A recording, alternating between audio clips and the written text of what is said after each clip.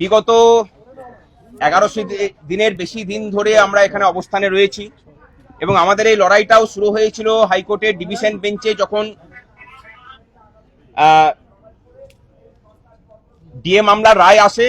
তারপরেই আমাদের পথ চলা শুরু হয়েছিল। এই পথ চলার মধ্যে দিয়ে এই মঞ্চের সূচনা হয় এবং দীর্ঘদিন থেকে আমরা অনশন থেকে শুরু করে 2019 থেকে 2022 পর্যন্ত ফ্রিজ হয়ে থাকা ডিএ এর চাকা কিছুটা ঘুরতে শুরু করেছিল, কিন্তু সেটা পুরোটা আদায় হয়নি।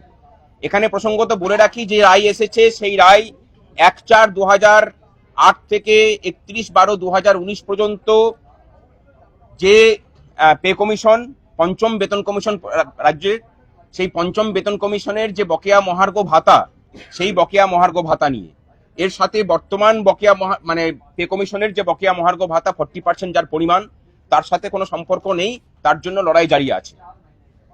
আজকে যে রায় এসেছে, আমরা প্রথমেই সমস্ত মামলাকারী সংগঠন যারা কর্মচারীদের পক্ষে লড়াই করেছেন, confederation of state government employees, তারপরে হচ্ছে যে কর্মচারী পরিষদ, ইউনিটি ফোরাম, তাদের সকলকে ধন্যবাদ জানাচ্ছি।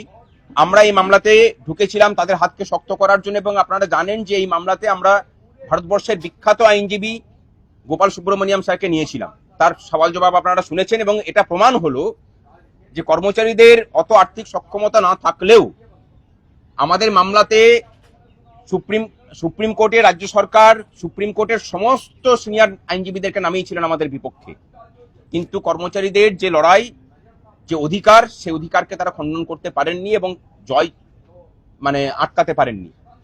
নিম্নতর আদালতে যেভাবে আমাদের জয়ের ধারাবাহিকতা বজায় থেকেছে, এখানেও তাই হয়েছে।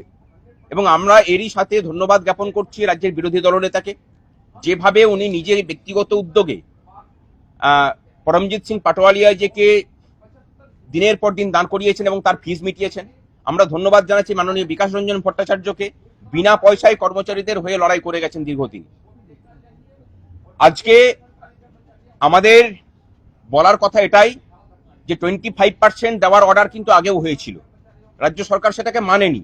আমরা কন্টেম্প্ট করেছিলাম এবং কন্টেম্প্টের শুনানিটাকে শুনানি না করে রাজ্য সরকার বলেছিল, মানে সুপ্রিম কোর্ট বলেছিলেন যে আমরা মূল মামলার শুনানি করে নিচ্ছি। আজকে মূল মামলা রায় বেরোলো প্রায় 4 মাস হতে চলল, মানে সমস্ত কিছু শেষ হয়ে যাবার পরে। আমরা একটা কথা বলি যে মাননীয় মুখ্যমন্ত্রী আগের বার যেভাবে 25%কে না দেওয়ার সাহস দেখিয়েছেন, এবার যেন আগুন নিয়ে খেলবেন না। সংগ্রামী যৌথ মঞ্চের পক্ষ থেকে, রাজ্য সরকারের কর্মচারী এবং পেনশনারদের পক্ষ থেকে আপনাকে পরিষ্কার জানাই যে এই ভোটের মুখে এই রায় যদি ক্যারি ফরওয়ার্ড না করা হয়, তাহলে যে আন্দোলনের সম্মুখীন হবেন আপনি, আপনাকেও নতুন করে আন্দোলন শেখাবো আমরা, এটুকু কথা দিলাম। আজকে যে রায় হয়েছে, আমরা রায়ের নতুন করে বিশ্লেষণে কিছু যাচ্ছি না, আপনারা তার দেখিয়েছেন, বিশ্লেষণ করেছেন আপনাদের মতো করে। এখানে কিন্তু কোথাও সুপ্রিম কোর্ট বলেনি যে ডিএটা আইন স্বীকৃত অধিকারের মধ্যে নয়। মৌলিক অধিকার নিয়ে অনেকে বলছেন, ডিএটাকে মৌলিক অধিকার বলে কিন্তু কোনো সময়ই আমরা বলিনি। আমরা বলেছি যে লিগ্যালি এনফোর্সেবল রাইট, অর্থাৎ আইন স্বীকৃত অধিকার, এবং এই কথাটাও কিন্তু সুপ্রিম কোর্ট আজকে বলেছে। ডিএ কর্মচারীদের আইন স্বীকৃত অধিকার, এটা প্রতিষ্ঠিত হলো এবং এর রায়ের প্রভাব গোটা ভারতবর্ষ জুড়েই পড়বে, এটুকু বলে রাখি। সুপ্রিম কোর্টের যে কোনো প্রেসিডেন্ট, সেটা ল্যান্ড অফ মানে ল অফ দ্য ল্যান্ড হয়, এটার অন্য কোনো কিছুর মানে হয় না। সুতরাং আর বাকি 75%-এর জন্য একটা 3 সদস্যের কমিটি কনস্টিটিউট করা হয়েছে, 4 সদস্যের কমিটি, সরি। তারা রাজ্যের মানে আর্থিক পরিস্থিতির কথা বিবেচনা করে আগামী 15ই মের মধ্যে একটা রিপোর্ট দেবেন সুপ্রিম কোর্টে, এবং আগামী 15ই মে আমাদের সুপ্রিম কোর্টে আবার এটা শুনানি হবে। এটা কিন্তু কবে দিতে হবে সেইটুকু নিয়ে শুনানি, দিতে যে হবে সেটুকু নিশ্চিত থাকতে পারেন, কিন্তু কত কিস্তিতে দিতে হবে সেটা পরবর্তী ক্ষেত্রে ঠিক হবে। এই রায় কি বা এই লড়াই কি শুধুমাত্র কর্মচারীদের ডিএ পাওয়ার লড়াই ছিল? আমরা বলছি যে না, এটা রাজ্যবাসীর জন্য বার্তা আমাদের। এই লড়াইটা এই রাজ্যের সমস্ত খেটে খাওয়া মানুষের সঠিক শ্রমের বিনিময়ে সঠিক পারিশ্রমিক তারা পাবেন কিনা তার লড়াই ছিল। এই রাজ্যের কর্মচারীরা সব থেকে কম ডিএ পেতেন বলে, স্থায়ী কর্মচারীরা এবং পেনশনাররা, এই রাজ্যের স্থায়ী কর্মচারীদের বেতন দেশের মধ্যে সব থেকে নিম্ন ছিল। তারই সাথে পাল্লা দিয়ে এই রাজ্যের প্রত্যেকটা স্তরের খেটে খাওয়া মানুষ, তিনি কলকারখানায় কাজ করান হোক, ইটভাটাতে কাজ করা শ্রমিক হোক, ধান পোতার শ্রমিক হোক, রাজমিস্ত্রি হন অথবা রাজমিস্ত্রির যোগানদার, প্রত্যেকের ক্ষেত্রেই দেখা যাবে আসাম বলুন, বিহার বলুন, ঝাড়খণ্ড বলুন বা উড়িষ্যা বলুন, প্রত্যেকটা জায়গার থেকে তাদের বেতনটা হচ্ছে এখানে অর্ধেক। তার কারণটা অন্য কিচ্ছু নয়, এই যে রাজ্যগুলোর কথা বললাম, এই সমস্ত রাজ্যের স্থায়ী কর্মচারীদের থেকে ঠিক অর্ধেক বেতনে কাজ করেন এই রাজ্যের স্থায়ী কর্মচারী পেনশনাররাও। তারই সাথে পাল্লা দিয়ে এটা নির্ধারিত হয়েছে। ব্যবসায়ীদের জন্য বক্তব্য যে এই টাকা যদি রাজ্যের কর্মচারীদের কাছে আসে, কর্মচারীদেরকে দিয়ে দেওয়া হয় তাদের ক্রয় ক্ষমতাটাকে ঠিক জায়গায় রাখার জন্য।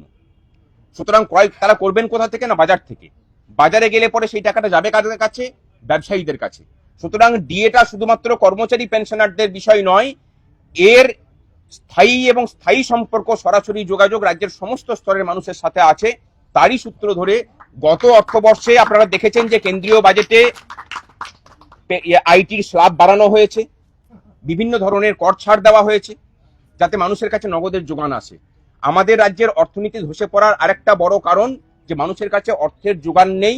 এই রাজ্যের কর্মচারী পেনশনার, অস্থায়ী কর্মচারী, তাদের সমস্ত রকম ভাবে শোষণ চলছে। সেই শোষণের বিরুদ্ধে লড়াই, এবং এই যে লড়াইটা আমরা লড়ছিলাম, সেই লড়াইটা বাঙালি অস্মিতার বা বাঙালি জাতিসত্তার সম্মানের জন্য লড়াই ছিল। আমাদের কর্মচারীদের ডিএর জন্য লড়াই ছিল না। কর্মচারীরা যদি সঠিক মানের ডিএ পান, এই বাঙালি জাতি তার শ্রমের সঠিক পারিশ্রমিক পাবে, এটা আমরা মনে করি, এবং সেই লড়াই আদালতে প্রতিষ্ঠিত হয়েছে।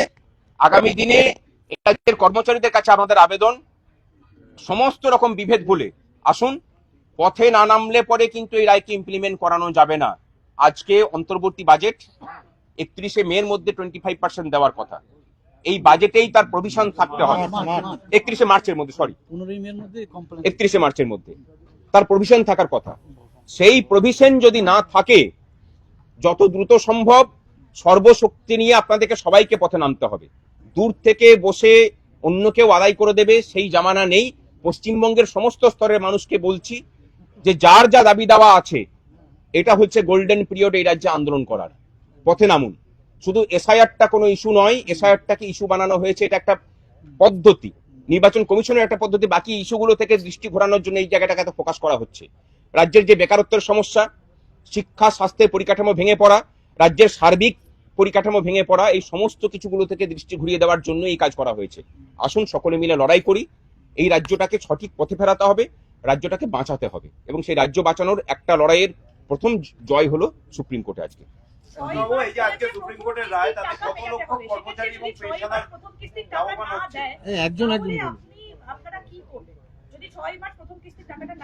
আমরা কি করব সেটা তো মনে হয় প্রথমেই বললাম, যে কর্মচারীদেরকে নিয়ে যে আন্দোলন হবে। আপনারা দেখেছেন এই মঞ্চে যখন অনশন হয়েছে কতটা বেকায়দায় সরকার পড়েছে। আপনারা দেখেছেন যে হরিশ মুখার্জি স্ট্রিট দিয়ে বিগত 14 বছরে কাউকে ঢুকতে দেয়নি। আমরা মিছিল করেছি গোটা হরিশ মুখার্জি স্ট্রিটে, যখন মিছিল হয়েছে তখন মিছিল শেষ হয়নি। সেরকমই কিছু দেখবেন। আপনারা দেখেছেন যে নবান্নের বাস স্ট্যান্ডে কেউ বসতে পারেনি, আমরা 3 দিন ধরে বসে থেকেছি। আপনারা যা দেখবেন সেটা নতুন ইতিহাস হবে, কর্মচারী আন্দোলনের ইতিহাসে এবং রাজ্যের আন্দোলনের ইতিহাসে। এই রায়ে কত লক্ষ কর্মচারী এবং পেনশনার উপকৃত হচ্ছেন আজকের এই রায়ের পর? মোটামুটি 12 লক্ষ স্থায়ী কর্মচারী এবং পেনশনার এর ফলে উপকৃত হবেন। এবং এর সাথে বলে রাখি যে এই যে ডিএ, 1% ডিএ বাড়লে অস্থায়ী কর্মচারীদের দৈনিক মজুরিতে 6 টাকা বৃদ্ধি হয়। বুঝতে পেরেছেন? তাহলে এই যে 25%, আমার মনে হয় যে অস্থায়ী কর্মচারীদের জন্য আমাদের লড়াই জারি থাকবে। যে তাহলে ওই যে পিরিয়ড আর কি, সংশ্লিষ্ট যে সময়কাল, সেই সময়কালের মধ্যে অস্থায়ী কর্মচারীরা যে কম বেতন পেয়েছেন তাদেরও হওয়া উচিত। আর সর্বশেষে এটা দিয়ে শেষ করছি, মাননীয় সাংবাদিক বন্ধুদেরকে যেভাবে আপনারা পাশে থেকেছেন আমাদের, আমরা আমাদের কৃতজ্ঞতা জানানোর ভাষা নেই আপনাদেরকে। আমরা কোনো দলীয় রাজনীতিতে বিলং করি না, নিজেদের অধিকারের লড়াইটা নিজেরা লড়ছি। তার পাশে আপনারা যেভাবে দাঁড়িয়েছেন, এটা প্রমাণ করে যে পশ্চিমবঙ্গ তথা ভারতের প্রেস মিডিয়ার ভূমিকা নিয়ে বিভিন্ন যে প্রশ্ন ওঠে, সেই প্রশ্নগুলোকে খণ্ডন করার জন্য মনে হয় এই আন্দোলনে আপনাদের যে ভূমিকা, সেটুকুই যথেষ্ট। দেখুন, আশা তারাই করেন যখন দয়ার দানের ব্যাপার থাকে। এটা কোনো দয়ার দান নয়। আশা আবার কি, আশা উনি সুপ্রিম কোর্টের রায়কে মানবেন কিনা সেটা মাননীয় মুখ্যমন্ত্রীকে ঠিক করতে হবে। গতকালকে উনি সুপ্রিম কোর্টে নিজে গিয়েছিলেন প্লিড করতে। যে প্রতিষ্ঠানে আপনি গেলেন সেই প্রতিষ্ঠানটার মান মর্যাদা আপনি রাখবেন কিনা সেটা আপনি ঠিক করবেন। যদি আপনি ঠিক না করেন বাকিটা তো আমরা বুঝে নেব, এটুকু বলে দিলাম। আপনাদের অনেকেই সংশয় প্রকাশ করছেন যে আগের বার যেভাবে রাজ্য সরকার দেয়নি এবারও যদি না দেয়, সেই ক্ষেত্রে মানে রাজ্য সরকারের কাছে কি না দেওয়ার কোনো পথ খোলা থাকছে? আর যদি থাকে তাহলে আপনাদের কাছে কি পথ থাকবে? আমার মনে হয় এটা ফাইনাল ভার্ডিক্ট, তো এখানে আর না দেওয়ার কোনো জায়গা খোলা নেই, তাকে মানতেই হবে। আর আগের বার এটা অন্তর্বর্তী সময় ছিল, সুপ্রিম কোর্ট যেহেতু বলল যে অন্তর্বর্তী রায় মানেনি, আমরা মামলা শুনানি করে দিচ্ছি, এবং আপনারা দেখেছেন যে ধারাবাহিকভাবে শুনানি হয়ে সেই মামলার শুনানি শেষ হয়েছে। এবারে তো আর কোনো ব্যাপার নেই, এবারে ফাইনাল ভার্ডিক্ট যেহেতু এসেছে, এই রায় না মেনে এই সরকারের আর যাওয়ার কোনো রাস্তা নেই। আর আমরা বলে দিচ্ছি যে আর কোনো রাস্তা আমরা ছেড়েও রাখবো না। যেদিক দিয়ে পারাবার পথ উনি খুঁজবেন সেই সমস্ত রাস্তা আমরা বন্ধ করে রাখবো।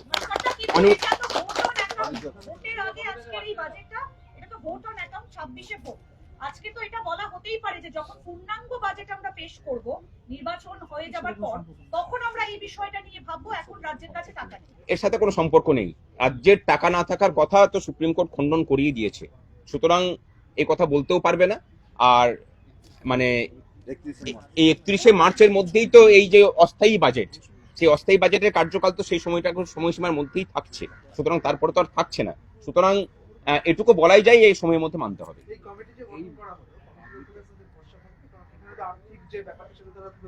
অবশ্যই সেখানে আমরাও রিপোর্ট পেশ করব বলে আমরা আশা করি যে কমিটি আমাদেরকেও সুযোগ দেবে যে আমাদের বক্তব্য পেশ করার।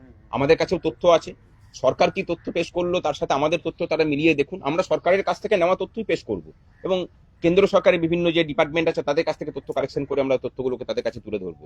আমার মনে হয় না যে তারাও এরকম কিছু বলবেন যে রাজ্যের আর্থিক স্থিতি খুব খারাপ। রাজ্যের আর্থিক স্থিতি যদি খুব খারাপ হতো তাহলে ক্লাবগুলোকে এত কিছু দেওয়া যেত না। যেখানে মানে এই যে দানগুলো হয়েছে সেই দানগুলো কিন্তু কোনোটাই, পরিষ্কার করে বলি, কোনো প্রোডাক্টিভ ইনভেস্টমেন্ট নয়।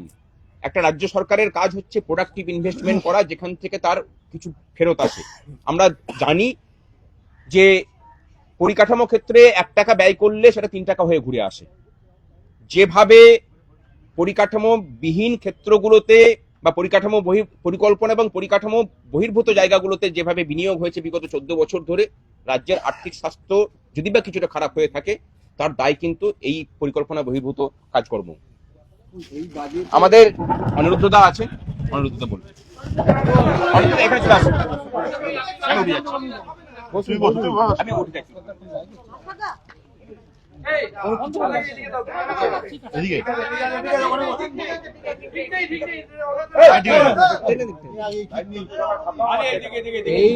এই বাজেটের ভাস্কর যেটা বলে গেল তার সঙ্গে সংযোজন হিসেবে আপনার প্রশ্নের জবাবে বলছি আপনাদের যে এই বাজেটের সঙ্গে আজকে যে বাজেট পেশ হবে তার সঙ্গে এই বকেয়া এরিয়ারের কোনো সম্পর্ক নেই।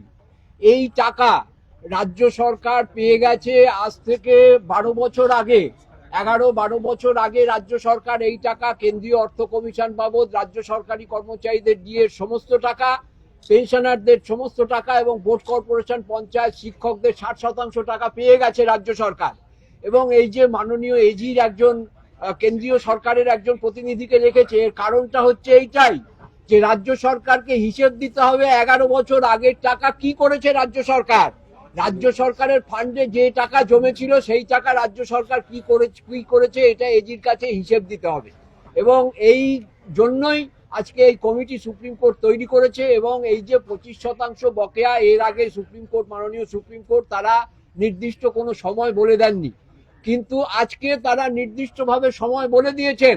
এবং তার মধ্যে যদি না হয়, রাজ্যের মুখ্যমন্ত্রী কালকে গিয়ে উনি সুপ্রিম কোর্টে সওয়াল করেছেন আগামী দিনে সুপ্রিম কোর্টের নির্দেশে ওনাকে, ওনার চিফ সেক্রেটারিকে জেলে যেতে হবে, জেলে যেতে হবে, ওনাকে সুপ্রিম কোর্টে জেলে যেতে হবে। আর যারা বলেছিল যে এই টাকা নাকি সরকারের টাকা নেই, সরকারকে ব্যতিব্যস্ত করা চলবে না, তাদেরও জেলে যেতে হবে। আর যে সমস্ত সরকারি কর্মচারীরা সরকারের হয়ে দালালি করছে তারা যদি বাপের বেটা হয়, ময়কা লাল হয়, তাহলে তারা 1 টাকাও নেবে না এখান থেকে। একদম 1 টাকাও, আমি বলছি তাদের যদি লজ্জা থাকে 1 টাকা এখান থেকে নেবে না।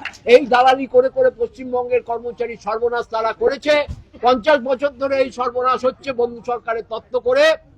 তার বিরুদ্ধে সংগ্রামী যৌথ মঞ্চ ছিল বলে আজকে আমরা এই যে মুখ্যমন্ত্রী ঘেউ ঘেউ মেউ মেউ করছিলেন, আমাদের বলেছিলেন চোর ডাকাত, ডাকাতের সর্দার, আজকে প্রমাণ হয়ে গেছে সুপ্রিম কোর্টের রায় যে উনি চোর, উনি ডাকাত, উনি আমাদের টাকা লুট করেছেন, টাকা উনি হাজার হাজার অনিয়মিত কর্মচারীর টাকা লুট করেছেন। সুতরাং এর বিরুদ্ধে উনি যদি ওই নির্দিষ্ট দিনে টাকা হিসেব না দেন তাহলে আমরা পশ্চিমবঙ্গ অচল করে দেব। সেই ক্ষমতা সংগ্রামী যৌথ মঞ্চের আছে, ওনাকে দেখিয়ে দিয়েছি। ভাস্কর বলেছে যে ওনার বাড়ির সামনে কেউ মিছিল করতে পারেনি, সংগ্রামী যৌথ মঞ্চ কয়েকটা দালালের বাধা সত্ত্বেও মিছিল করেছে, ওখানে 1 লক্ষ মানুষের মিছিল করেছে, নবান্নর মধ্যে বসে আমরা অবস্থান করেছি, হাত জোর করেছিল। যে মুখ্যমন্ত্রী চোর ডাকাত, ডাকাতের সর্দার বলেছিল তাকে অ্যালেন পার্কে দাঁড়িয়ে হাত জোর করে বলতে হয়েছিল যে আমি 4% মহার্ঘ ভাতা দিচ্ছি। সুতরাং সংগ্রামী যৌথ মঞ্চ আছে, থাকবে, এবং আগামী দিনে সেই লড়াই আরো যাতে সরকারি কর্মচারী, বাঙালি পশ্চিমবঙ্গের সরকারি কর্মচারীর যে নেতিয়ে পড়া অবস্থা, যে নির্বীর্য অবস্থা তৈরি করেছিল সরকারগুলো, তার বিরুদ্ধে সংগ্রামী যৌথ মঞ্চ রুখে দাঁড়িয়েছে এবং তার জয় প্রাথমিকভাবে কোর্টে এসছে। এবং সেই রাস্তায়, সেই কোর্টের রাস্তায় এবং রাস্তার লড়াই, দুটো লড়াই সংগ্রামী যৌথ মঞ্চ লড়বে। এবং সাংবাদিকদের আবারও আমরা অভিনন্দন জানাচ্ছি আমাদের পাশে থাকার জন্য। আর বাংলার এলিনা আছে এখানে, ওর নাম বলেই বলছি, সে আর বাংলার আছেন যে প্রতিনিধি, তার প্রথম সেই পুরনো কথা আসলে মনে পড়ে যাচ্ছে যে সেই প্রথম দিন থেকে সকালবেলা আসতেন। অনেক ঠিক আছে, বাদ দিয়ে বন্ধ করে দিন।